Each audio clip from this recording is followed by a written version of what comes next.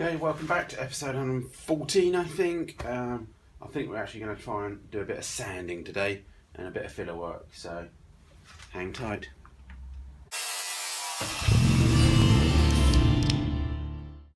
Okay, we're definitely getting to the stage of prep, so we need to have a bit of a tidy up and then we can look at what grinding we still need to do. There's a couple of little areas. I must remember to remove the door catches, which I think I can still do while I haven't masked up. And then yeah, grind down any of the metals that needs to be done. Let's get some filler on it and start DAing the whole car to see where we are, ready for some filler primer. But let's have a bit of a tidy up first, see if I can get a bit more space in it.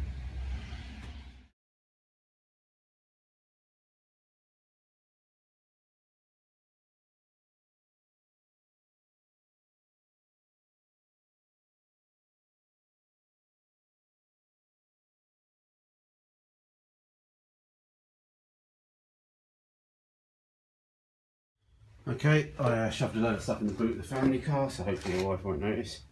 So yeah, I'm just going to pull this mask off that I used to do the stone chip yesterday.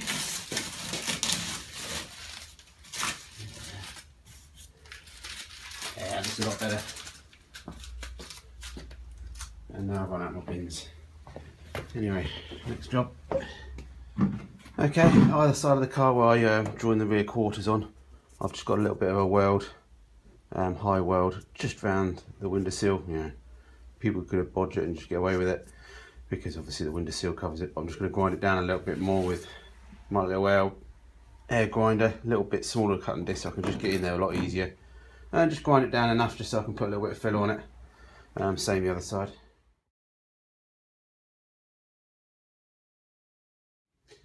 And we've got the other side to do as well. Doesn't need much, just to give it enough to smooth it off a bit.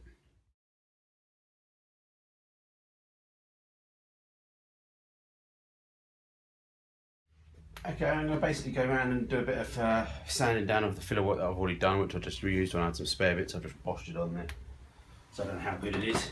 Got a plethora of tools to help me. Got a sanding block, always handy. Again, plenty more. Have a check on YouTube for proper how to paint prep, because this is just how I do it. Doesn't mean it's the right way. Ideally what I'm going to try and do is get down to 240 grit all over the car, ready for filler primer. That's my idea. And I've got some 120 there as well to help me get rid of the rough stuff first. I've got some 1500 there, we don't need that at the moment. Also got an electric orbital sander. Just picked up from Screwfix ages ago. Again, I know a lot of people hate it and love it. But I've got a little sponge pad on there as well. So depending on what I'm doing, I'll try and use it. I think I do know some of the old people have commented before, just do everything by hand. So I'll try. And also got some Scotch pad as well, which I don't know, I've lost it now. But just scratchy foam stuff just to do when you've got a nice bit of paint, not that I really have anyway. You can use that and just scratch it up, because again, basically what you need to do is the paint needs to be roughed up, otherwise the paint don't stick. Paint don't stick to smooth surfaces. But yeah, let's get on and try and knock some of these high spots off. I'm just going to go with a block to start with, and then see how we go with a 180.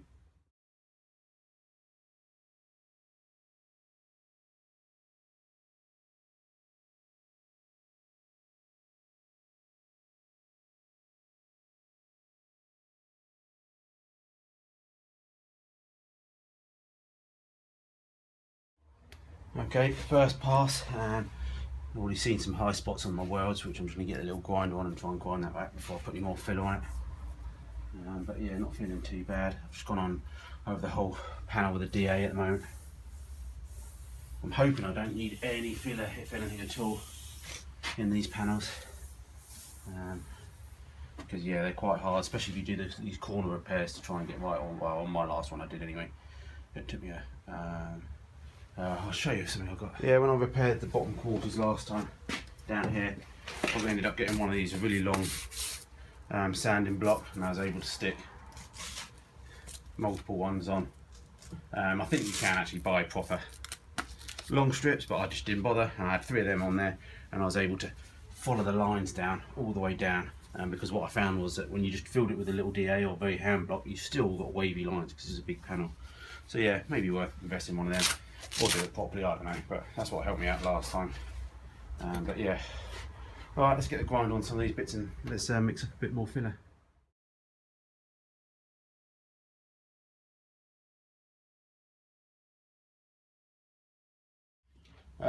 Used to work next door to a paint shop once, and the not so famous Jamie that worked there told me that when you're using a Scotch pad, concentrate on your edges and your corners all the time, and then the rest of the surface will take care of it. So it's so easy to forget the corners, and that's where it will chip off, especially later on in life.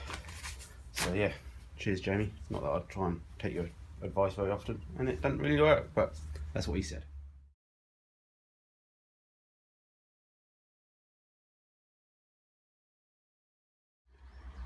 I really don't have any preference on fillers. I just randomly buy whatever I find on eBay or Amazon at the same time. But I saw a few good reviews about this sort of stuff. U-POL fantastic. Well, I don't know, we'll just give it a go.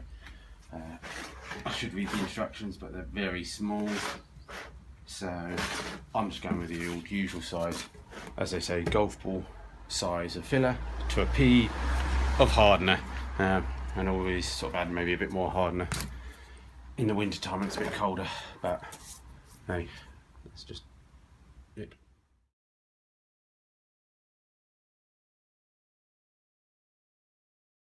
Definitely seems a little bit more liquidy than other fillers I've used. Whether that's a good thing or not is another question, but let's try and get it on the car.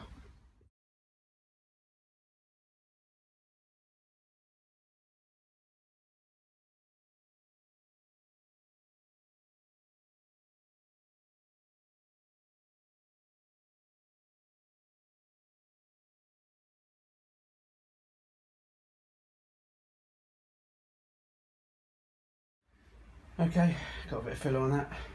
Again, guys, so no professional, that's for sure. So we'll let that go off and see how it goes. Hopefully it does go off. Okay, just got a bit of time left today to run onto this panel. So what we'll do, we'll just get it sanded down and DA'd off a little bit so we can see what we got, and then go from there.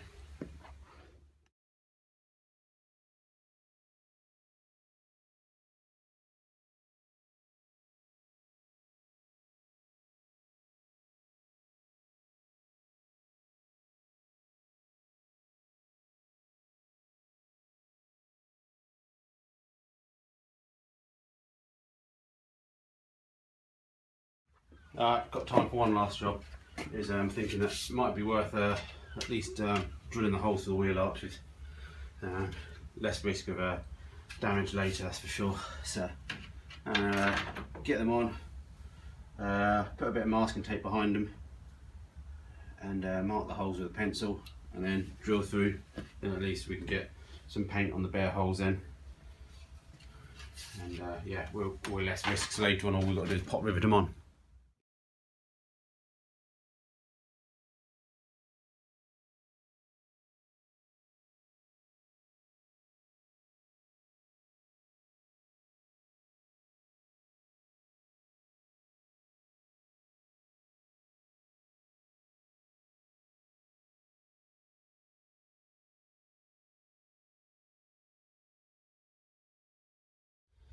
Okay, those are drilled, it's looking good.